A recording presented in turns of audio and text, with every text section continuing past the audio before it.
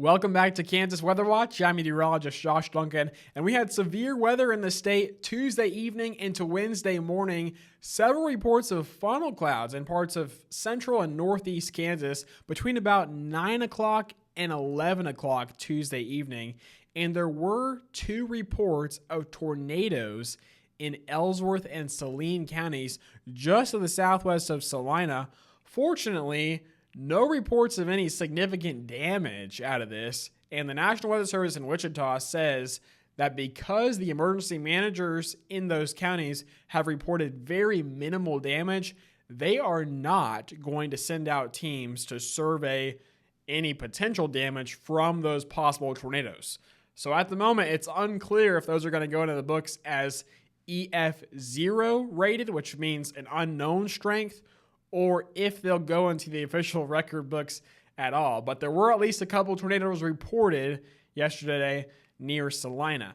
Also, many reports of large hail, around ping pong ball size hail near Salina, $50 size in Riley, and quarter size hail very early this morning in the Wichita metro in a couple spots. Wind was also strong for some areas. 76 miles per hour was the peak wind gusts in the state. That was recorded in Howard, Kansas, which is in the southeast part of the state. And then some other areas had 60 to 70 mile per hour wind gusts. Most places stayed with the power on, but there were a few power outages that got restored pretty quickly early on this morning. And the rainfall was widespread. Over a quarter inch was common across central and eastern Kansas, but some places got a little bit too much rain. That occurred where thunderstorms trained over the same areas for hours on end yesterday evening. And there was a band in there where flash flood warnings were in effect, where places received 3 to 4 to 5 to nearly 6 inches of rain. As again, the storms just kept on coming before they moved off to the east. So also a pretty long band of at least 2 inches of rain fell last night from Bennington up to Corning in the northeast part of the state. Today, we're done with the severe weather, of course, around here, but there is a high risk of a tornado outbreak occurring in eastern Arkansas, parts of Tennessee and Kentucky as well. They've got to deal with tornadoes this evening. Around in here in Kansas, we're going to be too cool for any sort of severe weather over the next several days. So that's the good news. Temperatures tomorrow are going to be cooler than today.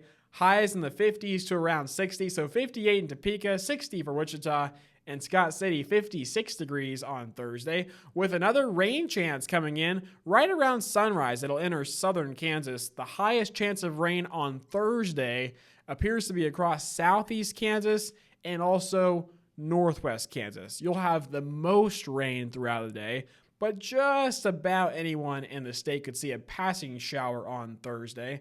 And there does look to be a chance of some lightning in far southeast Kansas and also across western Kansas. But again, it's just going to be too cool for any severe weather in the Sunflower State. There is a risk of severe weather to our southeast on Thursday. Then Friday, a few degrees cooler in most areas, mid to upper 50s for highs, some upper 40s in the northwest, as rain chances continue mainly across southeast Kansas on Friday. And then Saturday is going to be a really chilly day in Kansas. Highs in the 40s to around 50. We're going to have a breezy wind coming in from the northwest. That's going to put wind chills in the 30s and 40s for much of the first half of the weekend, with some rain and snow that will continue in the state on Saturday. It's going to be kind of a yucky day, but then Sunday will be better. We'll get the rain on out of here, and temperatures a bit warmer, topping out in the mid-50s for Sunday afternoon. That's your Wednesday forecast update. Thanks for watching.